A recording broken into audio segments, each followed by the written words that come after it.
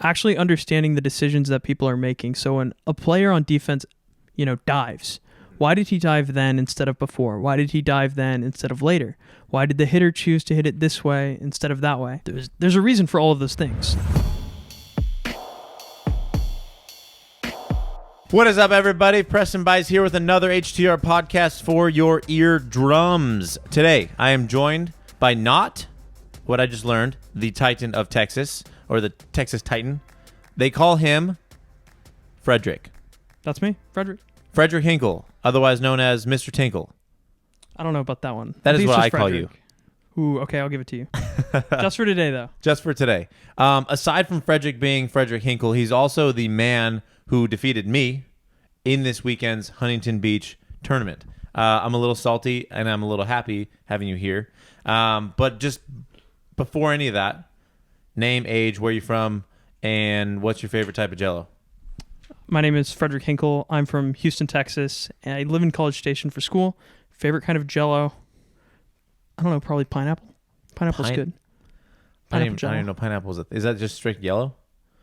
I don't know. No, I think yellow Jell-O is yellow Jell-O. Oh, there's no pineapple Jell-O is different. Pineapple Jell-O is good. Pineapple Jell-O is not yellow Jell-O. I don't think so. You can also mix it with coconut milk. Pineapple coconut milk Jell-O. Interesting. I'm learning all things about Jell-O I never even thought were possible. All right, but back to the topic at hand and the hot news this weekend. You were on a whole different level than I've ever really seen you before. In terms of serving, in terms of consistency, in terms of focus too. You're always like pretty focused. You're a pretty serious guy when you compete. You're a competitor, but like, just run me through your mind. A, all day. B, recently. Just kind of a synopsis of what this past month looked like, and then obviously when you played us. Yeah, I'll start in kind of like my last month of playing was big in May. Mm-hmm. We had Dan Abrams and Rahul living with me. I had a lot of time. Oh, living with you in the same residence. We all lived together in College Station just because why not? That's a stacked house. It was a stacked house. We had Luke Marshall around the corner, played 3-4 hours a day. Damn. It was awesome. It was perfect. Tons of Roundnet.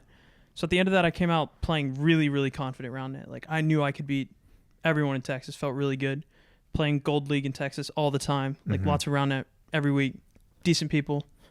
Lots of fun. Right. Then I came into Huntington Beach. I knew it was going to be kind of a soft tournament going in. And then like 3 days before the tournament, everyone signs up and shows up, and I'm sitting here going, oh, this tournament is no longer soft. Jarrett and Zach, Preston and Ryder, this is kind of scary. Yeah.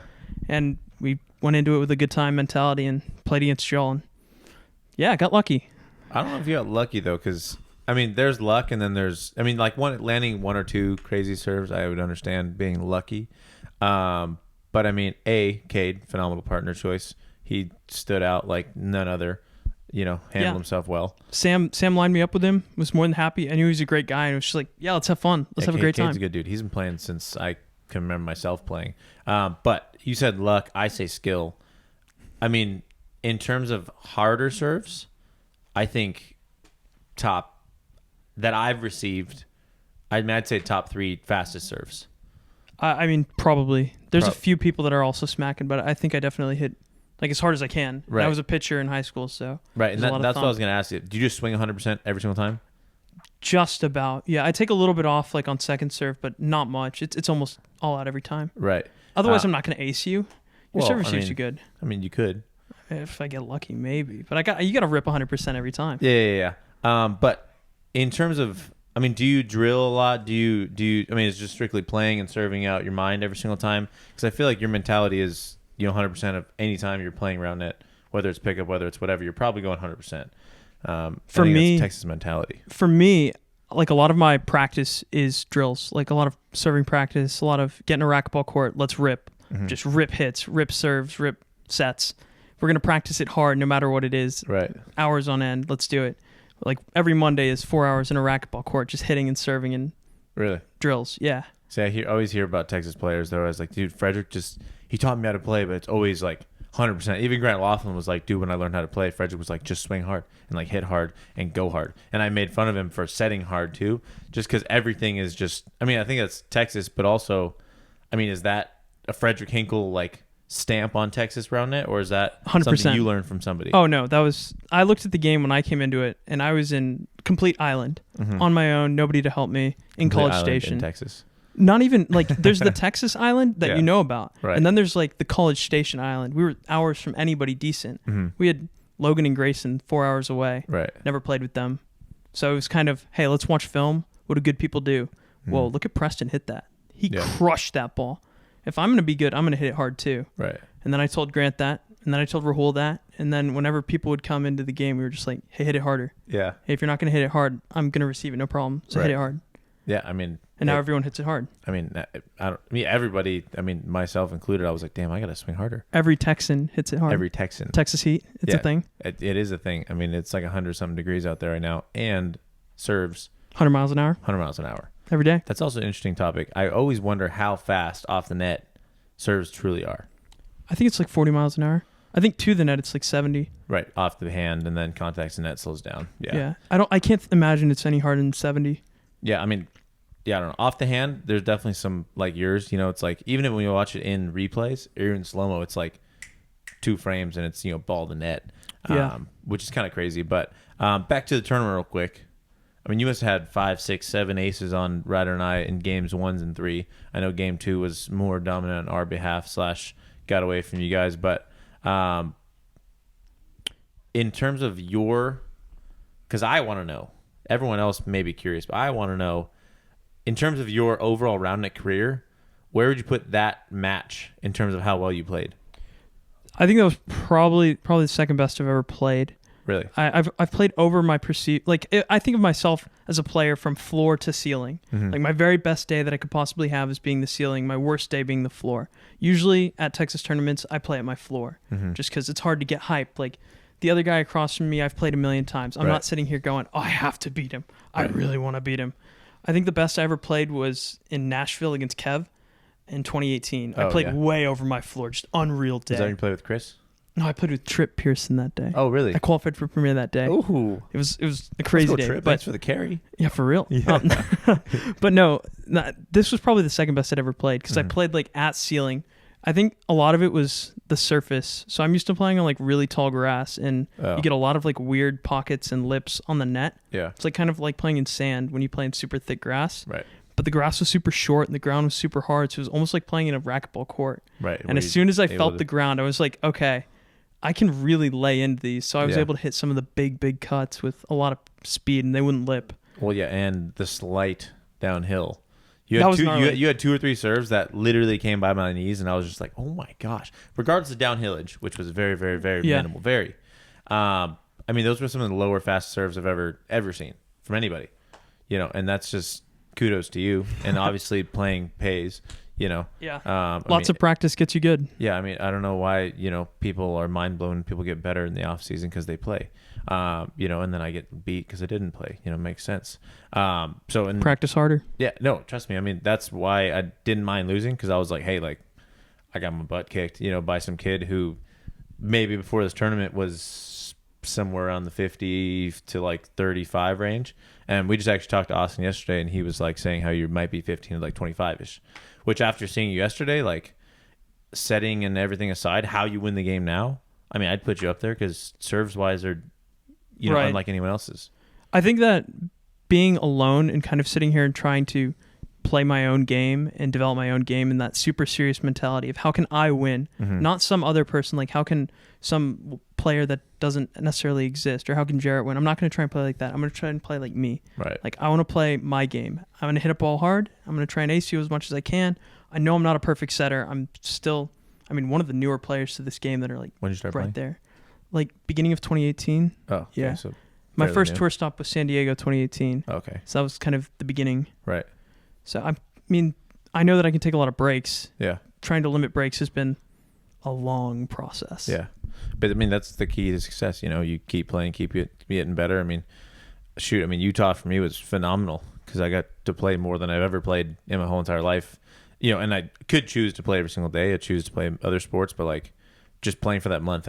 Whether or not I got better on the serving front, like my setting got better, my hitting got better, my mental awareness of the game. So that definitely happened for me during our month because I had Dan living with me, and we'd go home and watch film, and you've got Dan Abrams sitting there. I'm getting coached every day. Yeah. Dan knows the game. It was crazy. Yeah. His mind so much better. Just seeing him play and just seeing how he moves in the game. It's very different. Like there were so many times where I'm like, oh, that's wide open. And then Dan would somehow, whether or not he got it, Right. he would be, like I always say, within a hand's, distance away from the ball, like you're in a good spot. And I felt like Dan somehow always in a good spot. And very frustrating. Like me and Ryder played him, and given that was when Ryder was still newer than he is now, which is very new. But I just felt, I was like, dang, like, these are really competitive and really knowledgeable about the game. And even talking to him for a brief 2 seconds, or seeing his no profile picture comments on Facebook, he has he accepted your friend request? I don't know if I've friend requested him. He hasn't accepted mine. Has he not? Or like anybody I know. Dan Abrams, you live with this man. Accept his friend request. Oh man, yeah, but no, just wait. Is Dan actually, before anything, is Dan from Texas? He's from New Jersey. Okay, and then he's in Texas just for quarantine. Just because he was like, he wanted to play Roundnet. Oh, and I had a place to play. Sweet, and people to play with. So getting into so you talking about practice, obviously, drilling. You say a lot about playing by yourself, playing as yourself. How much of it, would you say you took from other people? How much is your own style? And then just words of wisdom kind of stuff for people who are trying to improve their own game. Because it's hard. I mean, it's easy to say, like, play like yourself. But realistically speaking, like, I think you need to find somebody of a similar body type. So for me, like, I'm kind of a shorter, stockier guy. So I looked around who else is short and stocky. Mm-hmm. When I came into the game, the big, awesome player, like, making a name was Dan McPartland. Mm-hmm. And I was like, look at the serve. Because he's short and stocky as well. Yeah. But I knew he didn't play my game. Mm-hmm. He's not just lining up a serve, smacking it, looking for aces. Right. So I think it was kind of trying to find somebody who's similar body type and plays a game that I want to play. Mm-hmm. I could see him making defensive plays, making serves. I'm like, I want to play like that. Right. How can I learn to play like that? And then just start, copying what he does. Mm-hmm. And eventually, after copying for a while, it starts to become your own thing, and then you get to create it in your own way. So it's a lot of just taking pieces, because I never had somebody sitting here showing me, okay, do it this way. Right. So it was always me take a piece from him. I'm going to take a piece from him. I'm going to take a piece from him. And I think if you watch film, you'll really get there. Like, as a newer player coming into the game, right, just watching film and learning, hey, what do good people actually do? Do that. Right. If you had to name a top 3 who you took from, because I have my top 3, but who's your top 3 you took from? Definitely. And what did you take? Yeah, I took Dan for the defense, the serving. And then I would say I probably took, like, setting from Clark and Card, mm-hmm, and hitting from Chris and Tyler. Like, those, I kind of divided into archetypes. Like, what are each people really good at? Mm-hmm. And I sat there and said, Chris can hit. Right. Chris Hornacek crushes the ball. Right. He just rips that it is the time. way to hit a spike ball. Yeah. I'm going to hit like that. Tyler has a backhand. That's the way to backhand a spike ball. I'm going to backhand, mm-hmm, like that. Right. So it's kind of me just looking around. So I'd say my big 3 are probably Dan, Tyler, Card. Those 3. That's a good, lineup to take from. Sweet. In terms of you, I know I wanted to get into it. Texas, you talked about how you were alone. You talked about how, you really didn't have anybody. And I get a lot of questions actually recently of just like, hey, how do I grow a community? How do I do this? I know I talked to Sanford about his, and I wanted to kind of start a little bit of beef potentially between Utah, Texas. I know there already is some. For sure. But take me through, I think you're one of the OGs in terms of Texas round. I know Logan obviously is there, but I'm sure you've done a ton, because I hear your name from most every new Texas player, like Hinkle taught me. Yeah. It's kind of weird for me because when I came into the game, it was Logan and Brian were there.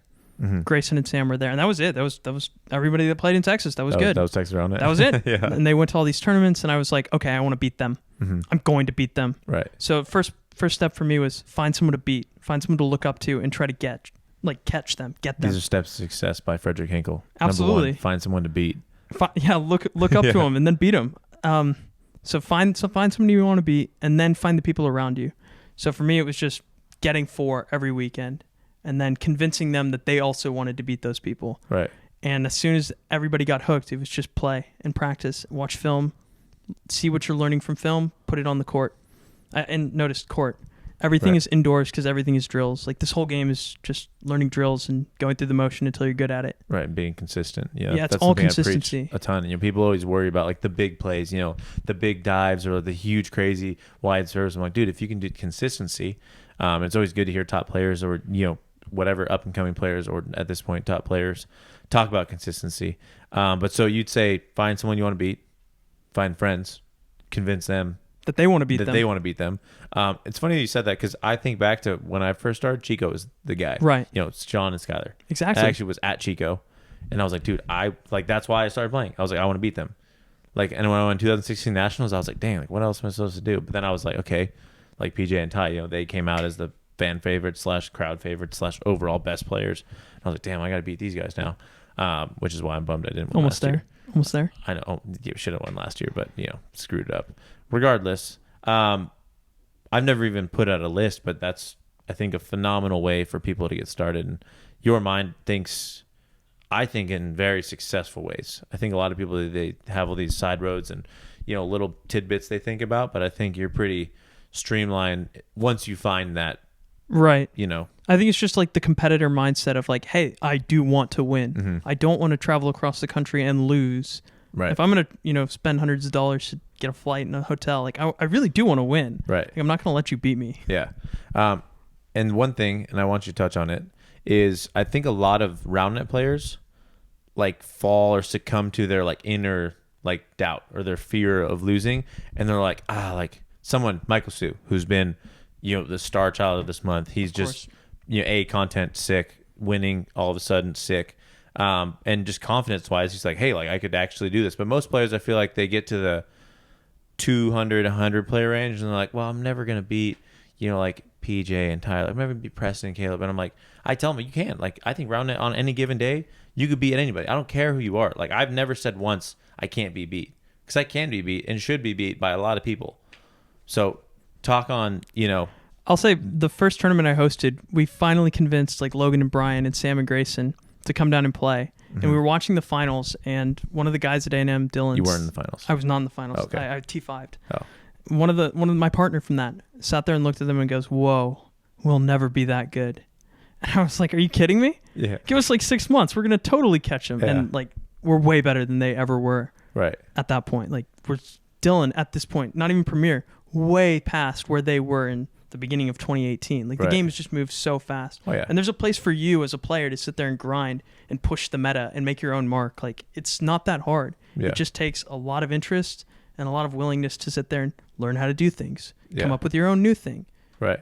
It's a lot of fun too. I mean, to me it was the most fulfilling thing to sit there and go to practice, leave practice a better player. Right. Like you could feel yourself getting better. Hey, I learned a new skill. I'm now a better player. Mm-hmm. I love the enthusiasm as you're talking. And you waved, this guy over here. But we don't need to talk about him. What's up, Caleb? But no, I mean, I tell players all the time, I'm like, dude, like you could, like Ryder is a great example. He came in with no knowledge of anybody. Right. All he knew was me. And he was okay. Like that's the gold good standard. Person to know. It's good. Yeah, that's a good person to know. But, being blinded from the community for him allowed him to jump to the top in a second. Like playing Spikers, I think he was just like, oh, like these are really good guys. But like I already know what the top level is like, so I'm good. And like he came and he surpassed everyone's expectations and whatever. And I really wish for all players who are coming in and mid-level players who have been playing for years to just stop doubting yourself. And like you're saying, if you want to be the best, put in the work. I think there are some people who truly are fine with going in T5, T16 or whatever, but most people, if they're going to travel, they want to win. So for me, it's just fun to see your enthusiasm and just like your passion for like, hey, if like you want to be good, like be good, stop whining and stop being like, well, T16 is pretty cool, T16, not the most cool. I did it once, never again. I did it once with Troy and we both were just like, oh, maybe it was T8. I think it was T8, but still. Oh, I do that every time. Yeah, right. Now you win. Oh, man. All right, well, any of the last little touches on that before we keep moving on? Texas Nationals. Come to Texas Nationals December 5th. Tell us about Texas Nationals. I don't even need an intro to this. In Texas Nationals, he said it. Let's hear it. Texas Nationals is the fundamental pinnacle of Texas Roundnet every year. We have the big Texas National Tournament. We invite all the foreigners to come and compete for the Texas National title. Foreigners. Europe. And like Louisiana. Foreigners. And Louisiana. All of y'all. Those are equal. Use guys. All y'all foreigners. Come down to Dallas. Come lose to Texans. Get aced by Texans. It's a good time. We'll ace you. We'll beat you. December 5th. This year. 2020. Texas is a state? We are now. You're a state now. Yeah, now. But not always. We were a country. You were a country. Size of a country, heart of a state.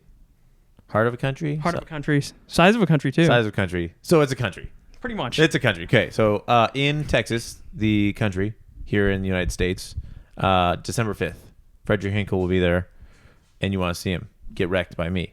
Oh, that's not going to happen? Yeah. Caleb, comment below if you want to go to Texas Nationals. Anyway. Rahul, comment below if you'll play with me at Texas Nationals. Okay, so Texas Nationals. One thing I haven't talked about at all is your background. I know you briefly mentioned baseball, and I don't want to just put it out there that's just like a simple, hey, it's easy to get good. I do think it takes a certain mindset, but also I think it takes kind of little tweaks and a step back sometimes. And I can give you my take, or you can give me whatever you're thinking. But yeah, I got you. Okay. So I came from baseball and chess. Lots and lots of chess and lots of baseball. So the physical side of my game comes from baseball. Mm-hmm. As a pitcher, it's, how hard can I throw a ball? Hey, you just yeet a ball. Yeet a ball. Yeet. I'm going to throw it right by that guy's bat. He's not going to hit it because it's going to move and it's going to be fast. So that was the idea. And I think that playing your own sport kind of pushes you into like that player mold of, hey, I'm not going to go watch some guy with endless power. Like I'm not going to try and play like Preston, hit the ball 1,000,000 miles an hour if I can't do that. Like that's dumb. Don't do that. So I think kind of the chess mindset of, hey, where can I actually get good at things? Where can I find value is huge. But for someone who's watched, and again, you watch film. For most people, they watch film because they think it's cool. And they watch it and they're like, oh, this is a cool rally. For me, I watch film and I like analyze player movements from like a biomechanical standpoint. And I'm like, ooh, like his elbows above his head when it should have been, by his side or whatever. Do you have any tips for people who do? Because there's people who watch more film than you. There's one people who watch every single film. I mean, like someone comes to mind, like Zach Vance. So years ago, he was like, dude, I've watched every spike ball video there ever was. But like I could tell he was watching it to watch. And he watched it because he would watch good players. But, like I always wanted to be like, hey, you need to watch like to get better. Like watch Andrew Card's setting. Watch someone serve and break it down mechanically of what they're doing. But would you have any tips, people who are just getting into film or who do watch film? Because you watch more film than me, guaranteed. Even if you've watched like 10 videos, you've watched more film. But what would you say to a beginner in order to like kind of mind shift a little bit? I would say watch a lot about how hitting works and how players are playing against each other. So a lot more important than just like how does the game play, how does the game flow. A lot more important than just hitting a cool serve or ripping this ball is actually understanding the decisions that people are making. So when a player on defense, dives, why did he dive then instead of before? Why did he dive then instead of later? Why did the hitter choose to hit it this way instead of that way? So I think there's a lot of opportunity to sit there and say, hey, Jarrett took the step to the left, and then the hitter tried to make an adjustment and hit it at his partner instead of Jarrett. There's a reason for all of those things. Right. So looking and trying to find a little bit more depth and rewatching a play and understanding how the defense is working together or how the hitter is beating a defense that's working together is super important. So I think originally when I started watching film, it was watch as much volume as possible, watch it all. Right. But now the idea is watch key matchups, watch a great hitter playing against a great defensive team, watching how Chiswick Showalter played Trippy Lizards at Nationals last year. That matchup, lots of fun defense. Right. There's almost no defensive touches, but lots of fun defense because you can see the players interacting, the actual decision-making process against each other. I think that's what to watch for when you actually, like if you're going to study film. I'll sit there and watch Nationals finals. It's a heck of a time. Right. Great Roundnet, lots of fun, but I'm not watching it to analyze it. I'm watching it because I enjoyed watching it. Right. I mean, if you're watching that fun, obviously I'm not going to tell people like, hey, there's watch it two reasons to watch. Right. But if you're watching to get better, I think your kind of take was, find a reason for what's happening. Versus just like literally watching it, because people get lost in the sauce. They watch and they're like, "Dang, Fitzy's dive is crazy," but then they don't see Alvino's set that's on the near side of the net. Give them a lot of time, kind of thing like that, and then they try and replicate it, and then just whip it, over their shoulder and go straight on the ground. They don't notice his plant foot hard and try and stop momentum. And like, I think finding a reason of what's happening, because I tell a lot of beginners in my DMs and whatnot, I'm like, go back and like literally watch one point. Go frame by frame. Like frame by frame. And like if you don't understand how the hit happened or how I hit it that low or how you ripped that hard, I'm like, well, watch. I mean, yes, obviously you're a strong dude, but at the same time you recruit so much from your body, and like there's a reason, why your serve comes off hot. It's not like you're just have like a little explosion pad in your hand. It's just like every single time you're it makes sense, right? Why you hit hard. So I guess finding that reason is kind of what I tell people, and what sounds like you're telling people too. Absolutely, of what's happening. Like when you sat there and broke down film, I was sitting here going, "Yes, this is how it should be. Preach, keep going." Yeah. So if anybody's watching this and you need to learn how to watch film, watch him watch film. It's really really sweet. Maybe not the old live streams, but actually, this brings up a different point. I want to start doing live streams again, but I don't know if people want me to start doing live streams again. I want you to. You want to. Fredric Hinkle wants me to. Just comment below. Give me a little, hey, Preston, start live streaming again with higher quality, because last quality was kind of poopy. I'll admit that. But I would love to do it. I think people would enjoy it. So let me know. Cool. It's about time for my favorite segment. He takes deep breaths, readjusts. It is the Roundnet Rapid Fire Ragamaroo Razzmatazz questionnaire time for Fredric. I'm nervous. I'm nervous because I haven't thought of the questions yet. I knew this was coming, and I'm still nervous even though you have no questions yet. Okay, so folding chairs?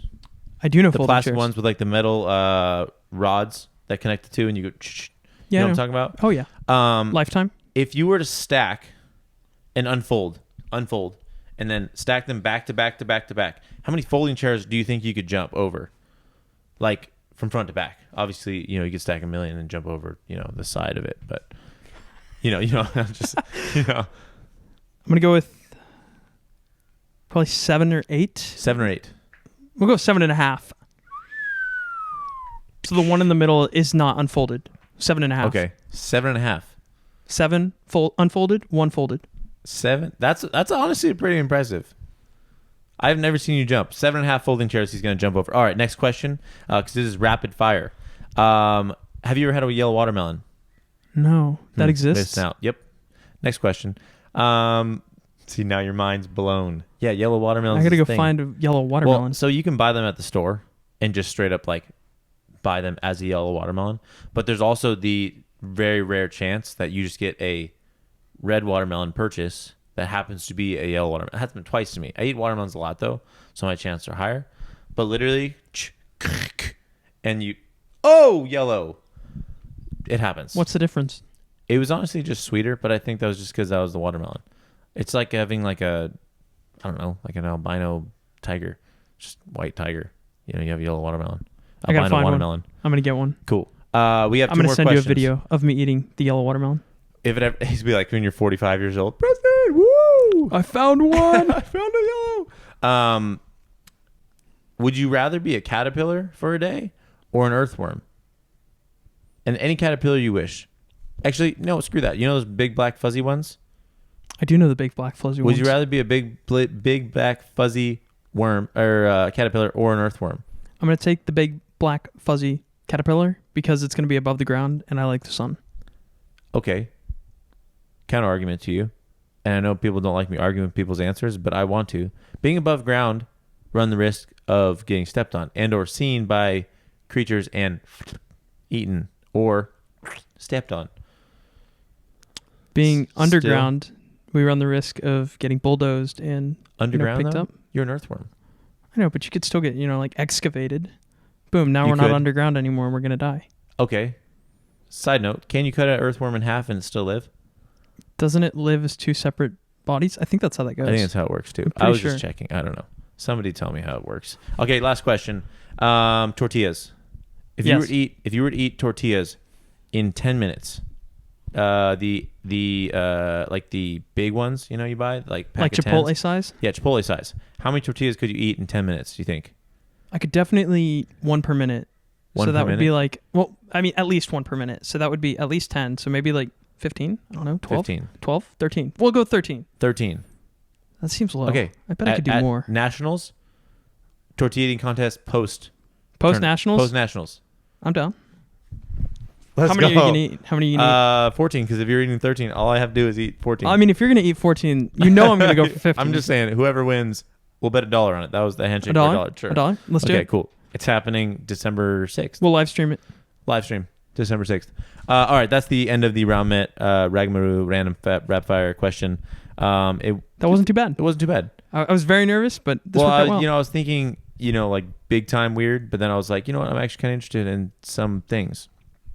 Like tortilla eating. Like tortilla eating. Plus, now we have a great event coming up later. It's going to be a lit event. It's going to be We're going to market that hard. Event. Yeah, market it, exactly. It'll be all over SRA, all over How to Roundnet, all over Hinkle Tinkle, everywhere.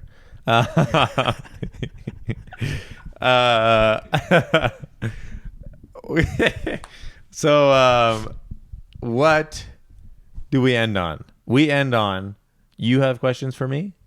Question mark? Yes. Okay. So you played me and Cade this weekend, and I feel like I did a really good job like helping Cade to play his best. And Rahul has frequently told me that I do a good job like helping him play his best. And I sit here and I watch you play with Ryder, and I feel like you have empowered Ryder to play like unbelievably well with you. So I guess my question is, how, when you are taking new people and playing with new up and coming players, how do you push them to play better than they've ever played before? I mean, I think the biggest thing is confidence. I think Ryder at this point is kind of developed into his own player enough to kind of self-regulate. Obviously he's still new and he's still got to feel things out. So versus you is a little weird because you receive really close. You do some kind of things that I'm not even super familiar with. So that was a little weird to me. But just in general, new players I know, do lack confidence, especially when they're playing with me. They're like, oh my gosh, I have to perform up to this, level. I'm like, dude, I don't care. Like, I'm out here for fun. And I really just want them to be having fun, but also with the mindset, if they're wanting to improve, try new things. If you biff a set, like don't sit there and be like, oh, I'm the worst setter in the world. Like, sit there, think about why you sucked, and then move on. You learn from it. So aside from confidence, really just mindfulness of like your actions when you play. You need to improve. Like for me, I don't play all that much. Our Santa Barbara crew doesn't play a ton, and it's not something I'm proud about. But something I am proud about is whenever we do go play, it's to get better. We all have kind of a goal in mind usually of like, I'm going to work on my lefty serves today, and then I leave, like you're saying, I leave better.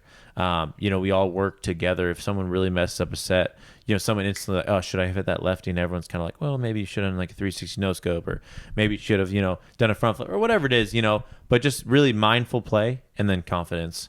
And then above it all, like have fun. I mean, that's what I'm here for. It's not like anyone's making millions. Someone DM'd me the other day and was like, hey, at the top level, how much would you say you make off endorsements and, tour stops and stuff? And I was like, I just put not much. Because I think I lose money. Yeah, I think most people lose money. But it's worth it. It's worth it. Like Michael said yesterday, the best thing is like low risk, high reward. Like you put in fun and time to something fun, and then you get back an expert community. You get back, friends for life. You get back friends literally across the world. You have a network. So yeah. Anyway, I'll give you one more question for me if you have one. If not, no, I think that was my big question. Like I thought about it coming up because I know that you do a really good job, and I feel like that's something that a lot of players are going to like their first tournaments or their 5th tournament or their 10th tournament, and they're feeling like they're not playing like their best Roundnet. Right. And I hate hearing like the partner blame. Right. And I always want people to sit there and like push themselves to support their partner. Like be your partner's best partner. Like push your partner to play better. Push yourself to help them play better. Yeah, especially in the moment. I mean, for me, after a tournament, I definitely, I'll reflect and be like, damn, like freaking, like Ryder got ace 10 times or whatever it is, like obviously that wasn't really the case. He also caught the bad end of your serves, Yeah, poor guy. I got ace like 3 times. He got ace like 5 times maybe, but the 2 of 3 of those were absolutely bonkers, So in that case, nothing. A lot of it is just like who gets hot against you. Right. So, and like it is what it is. I mean, there's definitely pros and cons of everyone's game, but I think people get caught up so much in the game that they start turning on their partner versus really supporting them. And then if it's like, hey, like let's take a time out, and then you have a second to be like, hey, maybe you don't hit lefty on that shot, maybe you move your feet. But like in the game, people just need to focus on like the positive aspect thing. Like I don't know, like Ryder was having a tough serving game against like Jordan early on, and then I was like, dude, just keep swinging, like keep doing you. And then all of a sudden he had like 6 aces in a row. And not that I can take any credit for that, but I have to be there to support him, and like he knows my potential, so he's never going to be like freaking Preston, unless they do something stupid. But at the same time, maybe not the 360 reverse tweener. Maybe not. But like at the same time, if I do it, like Ryder knows that I'm in it to win it, and then all you have to say is a quick like, hey, like know your partner, I guess is a big thing.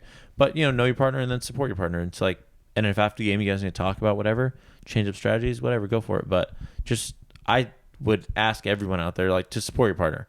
And if they really are that bad, A, don't be with them, or B work with them post game, after it, Like I'm never gonna say leave your partner, but if you truly cannot get over, your connection or whatever, and maybe you're not meant to be best teammates, I don't know, but just support them, have fun ultimately, and strive to get better, because I get 100%. I get service eve, it's hard. If someone's terrible at it, it's hard to stand there and be like, damn it. But when you're in game, you can't be like sub. You got to be my like, partner just got A-star cut. Yeah, give me a new one. No, you got to be like, hey, dude, like here we go, like take a step to your right, Right. So that's kind of the gist of my brain for that. But yeah, thanks. It was honestly kind of annoying hearing you so supportive of Cade, because you're, hey, just keep playing our game. And I was like, your game, dude. Like I'm here to win, But you were so calm, cool, collected, and Cade, I'd never seen him so like. He played a good game. He played a really consistent game against me. And normally I'm all about getting people's heads. But like it was a different Cade. And like I can say that was probably because of you. I don't want to take too much from him. No. I'm saying like in terms of his mental state. Oh, okay. That was the biggest difference. No, physical skill, whatever. It's just having a plan. I think that's huge. Yeah. I mean, have a plan, execute your plan. And you kept saying stick to your plan, do whatever. And you guys did and gave you the dub. But yeah, so we're almost out of time here. Almost being like we have a minute or two. Time to spike? Yeah. How to spike? Yeah, time to spike. Yeah, we actually have a super solid crew today. I'm excited to play for a little probably bit. The best pickup I'm ever going to play. Probably, yeah, I've played some solid pickups. This is definitely going to be amongst one of them. But last 2 cents, words of wisdom for players.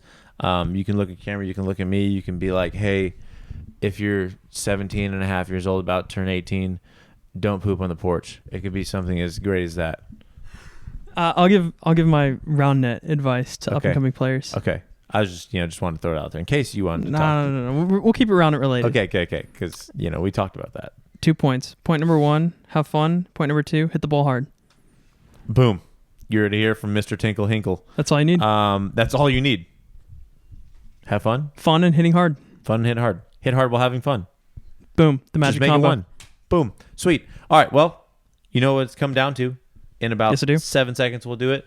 Make sure to hit that subscribe button if you're watching us on YouTube. If you are listening to us on Spotify and or iTunes, hit that follow button. We'll got more content for you to come.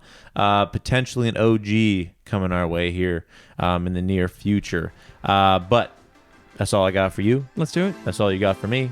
And let's do it. 3, 2, 1. Bang!